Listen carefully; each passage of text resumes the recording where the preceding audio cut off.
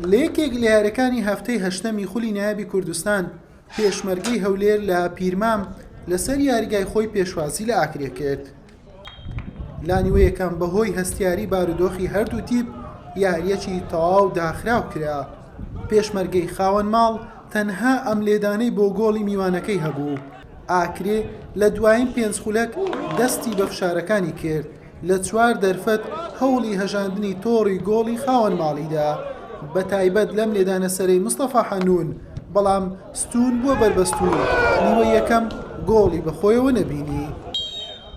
لانیوەی دووەم هەمان سیناریۆی سەرەتای یاریەکە دووبارە بوویەوە لە ناوەڕاستی ئەم گێمە و لە ئاخولەکی 68 ئیسماعیل خضر بربەستی یەکسانی شکاند و پێشمەرگەی هەولێری بە گۆڵ یەکەم پێشخست. ئاکرێ دەستی بە فشارەکانی کرد بۆ یەکسانکردنەوەی ئەنجامەکە. لە دوا ساتی یاری ئەمیر فەرحان گۆڵی یەکسانی بۆ ئاکرێ تۆمار کرد و یاری بە یەکسانی کۆتایی هات.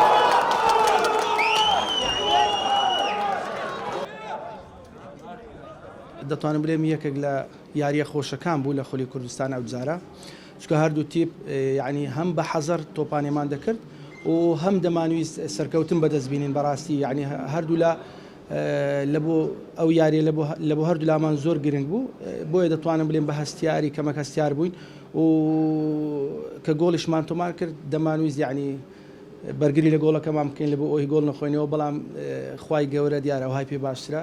ڕاستی ئەوە تقریبا 4-5 یاریە مستەمۆیمە نێ باشە، ئەم هەندێک جۆرە موافق نابینن لەسەر گۆڵێ.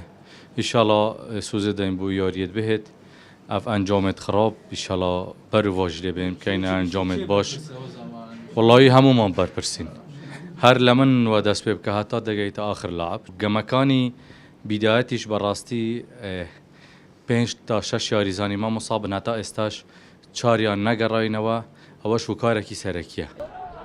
بەم ئەنجامە هەردوو تیپ بۆ چوارەم یاری لەسەر یەک نەیانتوانی تامی سەرکەوتن بکەن.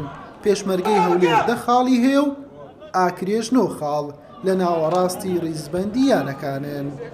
حسێن محەممەد کەناڵی پێام پیرمام.